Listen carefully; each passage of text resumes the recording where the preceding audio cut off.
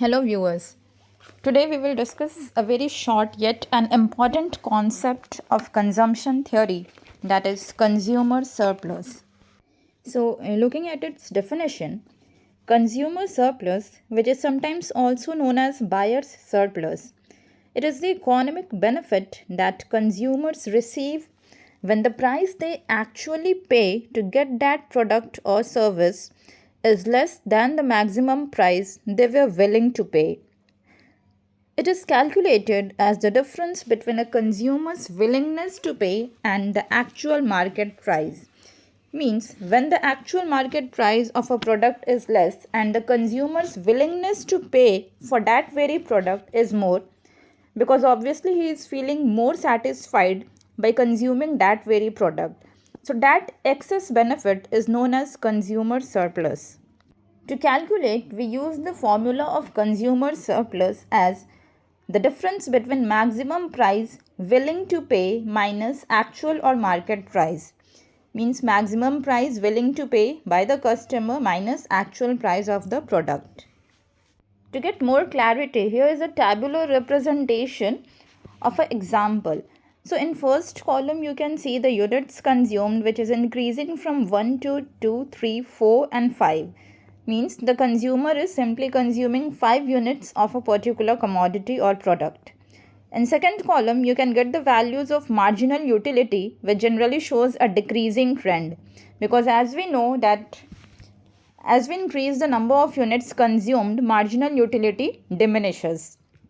So it is decreasing from 50 utils to 40, 30, 20 and finally reaching to a value of 10 utils. Means when the consumer is consuming the fifth unit of that product, he is experiencing 10 utils of satisfaction or utility. The third column here is representing market price, which will be same for every unit, that stands at the value of rupees 10 for 1 unit. Now in the fourth column, you get the values of consumer surplus using the formula utility, that is the satisfaction experienced by the consumer minus the market or actual price. So by subtracting market price, that is 10, from marginal utility 50 for the first unit consumed by the consumer surplus stands here at 40.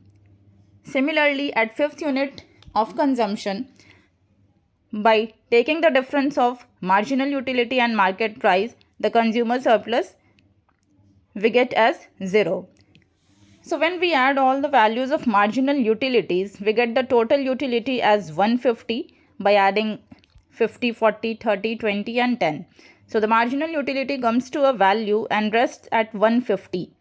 The market price is 50, that is 5 units into price of one commodity, that is 5 into 10 is equals to 50 rupees.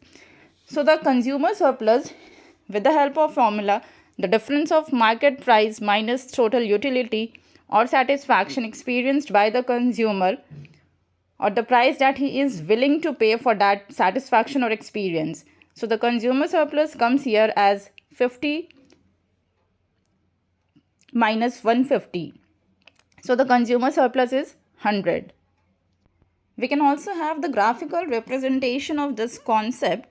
So here output is represented on the x or the horizontal axis and price is being shown on the vertical or the y axis. So in order to find the consumer surplus graphically, we can take the help of formula, that is consumer surplus is equals to half of base into height. So here OQ will act as the base of this diagram and height will be taken as TP,